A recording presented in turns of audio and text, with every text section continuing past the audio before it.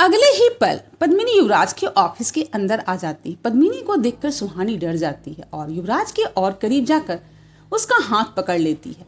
युवराज इस वक्त पद्मिनी को गुस्से से घूर रहा था। पद्मिनी युवराज और सुहानी से थोड़ी दूर आकर खड़ी हो जाती है। पद्मिनी के चेहरे पर गुस्से के भाव थे और उसकी आंखें गुस्से से लाल हो गई थी। पद्मिनी युवराज को देखते हुए अपने मन में कहती है, मेरे कहने के बावजूद तो अब भी इसके साथ हो।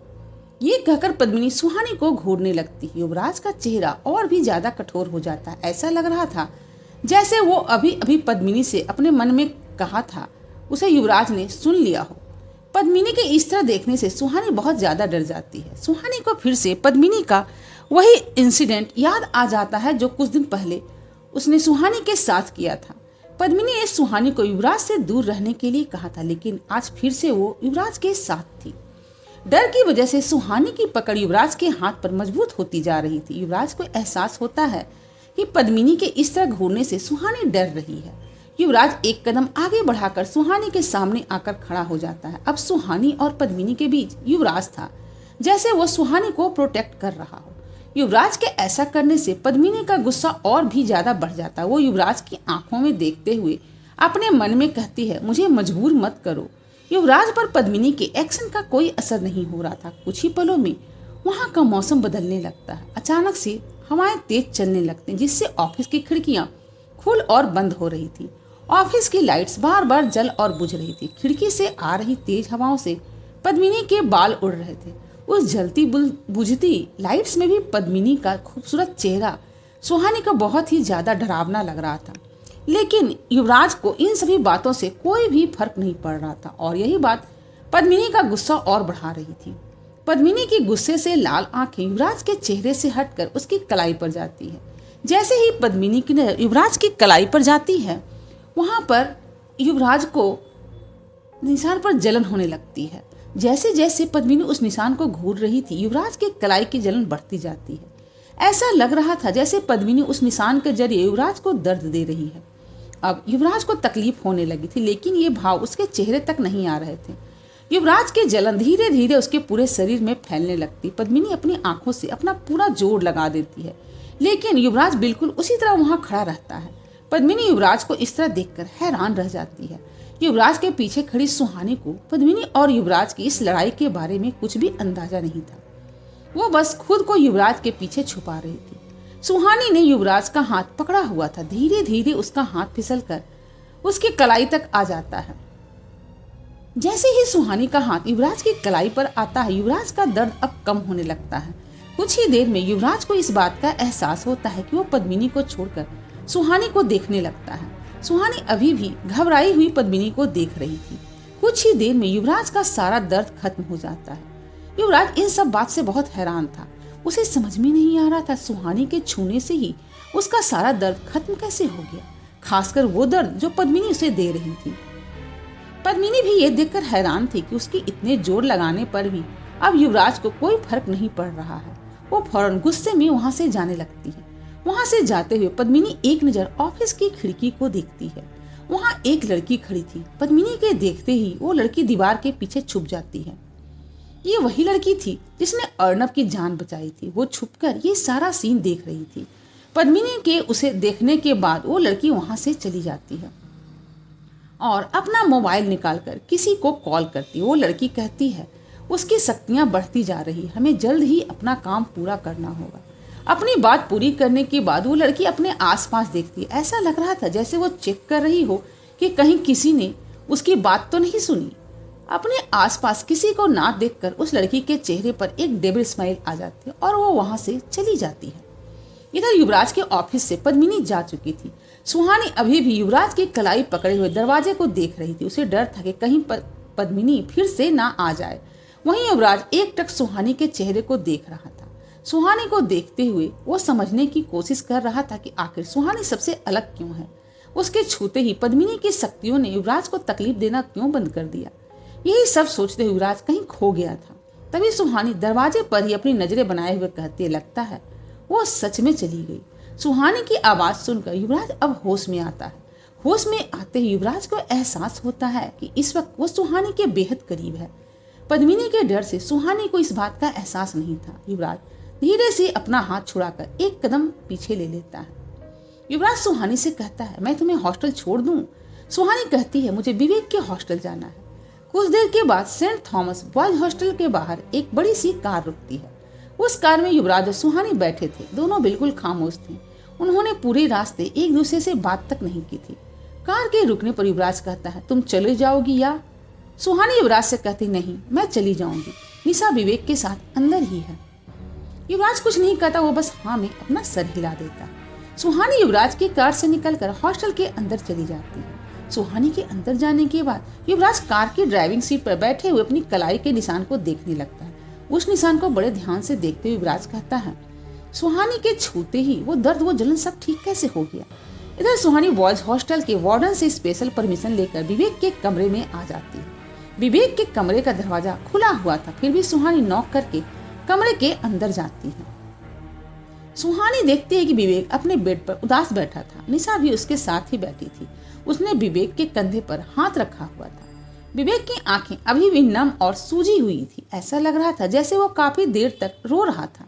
सुहानी भी निशा और विवेक के पास आकर बैठ जाती। वो विवेक की फिक्र करते हुए कहते, विवेक तुम ठीक हो? विवेक अपनी नजर झुकाए हुए हाँ में सर हिला देता है। सुहानी ने विवेक को कभी इस हालत में नहीं देखा था। वो तो हमेशा हंसता खेलता रहता था, लेकिन आज उसकी जो हालत थी उसे देखकर सुहानी भी काफी परेशान हो गई थी। सुहानी समझ नहीं पा रही थी कि वो विवेक को क्या कहे। कुछ देर कमरे में खामोशी रहने के बाद विवेक अपने आंसू पोंछते हुए बेड से उठ जाता है। वो गुस्से में कहता है, बस अब बहुत हो गया, हम ऐसे नहीं बैठ सकते। ऐसे ही चलता रहा तो मनहूस साया एक एक करके हम सबको मार डालेगा। अब हमें कुछ करना ही होगा। निशा विवेक की बात सुनकर खामोश ही रहती है। सुहानी भी उठकर विवेक की तरफ देखते हुए कहती, विवेक मैं समझ सकती हूँ कि तुम अभी कैसा फील कर रहे हो, लेकिन अब हमें उस साये से बचकर रहने की जरूरत है। अभी तक वो हमें इसलिए नहीं मार पाया क्योंकि वो कमजोर था, लेकिन इस अमावस्या के बाद से उसकी शक्तियां बढ़ती जा रही हैं। इसलिए हमें एक एक कदम सोच समझकर बढ़ाना होगा। सुहानी की बात सुनकर विवेक का गुस्सा और भी ज्यादा बढ़ जाता है। वो सुहानी की तरफ बढ़ते हुए कहता है, तो तुम क्या चाहती हो कि हम बस हाथ पर हाथ रखकर बैठे रहें और अपनी बारी का इंतजार करें कि जब तक वो साया आए और हमें भी मार दे? सुहानी कोई जवाब नहीं देती। वो समझ रही थी कि विवेक सही कह रहा है। अगर वो लोग उस साये को रोकने की कोशिश ना भी करें तो भी वो साया उन लोगों को मार ही देगा। विवेक थोड़ा शांत होकर उन दोनों से कहता है, मैं तुम दोनों को फोर्स नहीं करूंगा, क्योंकि तुम दोनों मेरा साथ नहीं देना चाहती तो कोई बात नहीं, मैं अकेले ही कोई ना कोई रास्ता जरूर ढूंढ लूंगा। विवेक के ऐसा कहते ही निशा भी उठ जाती है और विवेक के पास आकर कहती, विवेक ये तुम क्या कह रहे हो? चाहे कुछ भी हो जाए हम दोनों तुम्हारे साथ हैं। सुहानी भी विवेक से कहती, हाँ विवेक, निशा ठीक कह रही है, हम दोनों तुम्हारे साथ हैं। मैं बस ये कह रही हूँ कि अब हमें बहुत अलर्ट रहने की जरूरत है। तुम बस थोड़ा शांत रहो, कहीं जल्दबाजी में हम कोई गलती ना कर बैठे। विवेक गुस्से में कहता, और कितना शांत रहूं? उस साये ने मुझसे मेरा सब कुछ छीन लिया है और अब वो मुझसे जुड़े लोगों को भी मार रहा है। तुम ही बताओ मैं कैसे शांत रहूं? सुहानी को विवेक की ये बातें समझ नहीं आती। वो कंफ्यूज होकर विवेक को देखते हुए कहती है, सब कुछ छीन लिया मतलब? सुहानी के ऐसा कहते ही विवेक सुहानी से अपनी नजरें फेर लेता है। वो कुछ कदम चलकर खिड़की के पास चला जाता है और हॉस्टल के बाहर देखने लगता है। सुहानी को विवेक का बर्ताव कुछ समझ में नहीं आता। वो अपनी नजर विवेक से हटाकर निशा की तरफ ले जाती है और निशा को सवालिया नजरों से देखने लगती है। निशा उदास होकर कहती है, कुछ साल पहले उस साये ने विवेक के मॉम डैड को एक साथ मार दिया था। जैसे ही सुहानी ये बात सुनती है वो शॉक्ड रह जाती है। निशा को देखते ही उसकी आंखें और मुंह दोनों ही खुले के खुले रह जाते हैं। सुहानी के मन में अब 1000 नए सवाल आ गए थे, लेकिन उन्हें पूछने के लिए सुहानी के पास शब्द नहीं थे। सुहानी खामोशी से विवेक के बेड पर बैठ जाती है। विवेक अभी भी खिड़की के पास खड़े होकर बाहर की तरफ देख रहा था। शायद वो निशा और सुहानी से अपने आंसू छुपाना चाहता था। काफी देर तक कमरे में कोई एक शब्द भी नहीं बोलता। सुहानी के दिमाग में इस वक्त यही चल रहा था कि उस साये से कब और कैसे विवेक के पेरेंट्स को मारा होगा, लेकिन उसे ये वक्त इन सवालों के लिए सही नहीं लगता। कुछ देर के बाद सुहानी कहती, ठीक है हम फिर से शुरुआत करेंगे। सुहानी के ऐसा कहने पर विवेक सुहानी की तरफ देखने लगता है। वो चलकर सुहानी के पास आता है और चेयर पर बैठ जाता है। निशा एक गहरी सांस लेकर कहती है, शुरू करेंगे, लेकिन कहाँ से? विवेक फौरन कहता है पद्मिनी सिंघानिया, हमें उसी पर शक है ना। सुहानी कहती नहीं विवेक, हमें पद्मिनी पर सिर्फ शक है, लेकिन हमने उसे कुछ अजीब करते हुए देखा जरूर है, लेकिन अब इस बेस पर हम ये क्लेम नहीं कर सकते कि ये वही साया है। विवेक कहता है तो फिर हमें क्या करना चाहिए? सुहानी जवाब देती है हमें 2 काम करने होंगे। निशा मुंह बनाकर कहती है कौन से 2 काम? सुहानी सीरियस होकर कहती है पहला काम ये कि हमें उस साये के बारे में पता करना होगा। अगर हमें उस साये को खत्म करना है तो सबसे पहले हमें उसके बारे में एक एक बात पता होनी चाहिए, जिसके बिना हम उसके सामने 1 सेकंड भी नहीं टिक पाएंगे। हमें पता करना होगा कि वो किसकी आत्मा है और उसकी मौत कब और कैसे हुई, उसे किसने जागृत किया और मोस्ट इम्पोर्टेंट उसे क्यों जागृत किया गया। विवेक झुंझलाहट के साथ कहता सुहानी ये पता करना इम्पॉसिबल है, तुमने सुना नहीं है क्या? वो आत्मा 200 साल पुरानी है, उसके बारे में जो कोई भी जानता था वो तो अब तक मर चुका होगा, हम कैसे उसके बारे में पता करेंगे? निशा तुरंत जवाब देती है हम कर सकते हैं। सुहानी और विवेक सवालिया नजरों से निशा को देखने लगते। निशा आगे कहती ओके सुनो, आज तक शिमला पर कितने सारे राइटर्स ने बुक लिखा है, वो तुम्हें नहीं लगता कि किसी न किसी ने उस विसिंग बेल पर किताब जरूर लिखी होगी? हम वहां से शुरू कर सकते हैं। सुहानी और विवेक को निशा की बात बिल्कुल ठीक लगती। विवेक निशा से सहमत होकर कहता है एग्जैक्टली, और विसिंग बेल तो पूरे इंडिया में फेमस है, मैंने सुना है इस पर काफी रिसर्च भी हुए हैं, हम ऐसा कर सकते हैं। सुहानी आगे कहती है इसके साथ ही हमें यहाँ के लोगों से भी बातें करनी होगी, जैसे उस गांव में बाबा को विसिंग बेल के बारे में पता था, वैसे यहाँ भी कुछ ऐसे लोग जरूर होंगे जो काफी कुछ जानते होंगे। विवेक सुहानी से कहता है सुहानी और दूसरा काम क्या है? सुहानी कहती है वही हमारा पुराना राज। पद्मिनी अभी भी हमारे शक के घेरे में है, हमें उसके बारे में इंफॉर्मेशन निकालनी होगी। सुहानी की बात खत्म होते ही निशा कहती यार ट्रस्ट मी, हमने इसके लिए पहले भी बहुत कोशिश की है, लेकिन पद्मिनी सिंघानिया के बारे में सब सुनी सुनाई बातें हैं, कोई भी नहीं जानता कि 2007 से पहले पद्मिनी कहाँ थी, सच में कोई पद्मिनी है भी या नहीं। विवेक भी निशा का साथ देते हुए कहता हाँ सुहानी, निशा सच कह रही है, हमने अपने लेवल पर पूरी कोशिश की है, लेकिन उस पद्मिनी की हिस्ट्री का पता नहीं कर पाए।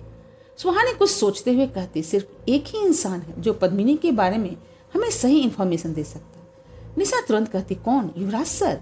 सुहानी नाम में सर हिलाते हुए कहती नहीं निशा, युवराज सर पद्मिनी के मामले में हमारी मदद नहीं करेंगे। निशा और सुहानी विवेक की तरफ देखते हुए एक साथ कहते हैं तो कौन हमारी मदद करेगा? सुहानी एक गहरी सांस लेकर कहती है एएसपी अर्नब सिंह। क्या एएसपी अर्नब सिंह?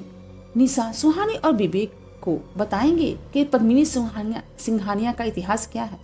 आगे की कहानी को जानने के लिए मेरे इस वीडियो को लाइक करें, शेयर करें अपने उन दोस्तों के साथ जो कहानियां सुनना पसंद करते हैं, और अगर मेरे चैनल पर पहली बार विजिट कर रहे हैं तो चैनल को सब्सक्राइब जरूर करें, और सब्सक्राइब करके मेरे चैनल पर इससे पहले की कहानियां भी जाकर आप देख सकते हैं, जिससे कि आगे की कहानियां सुनने में आपको बहुत अच्छी लगेगी।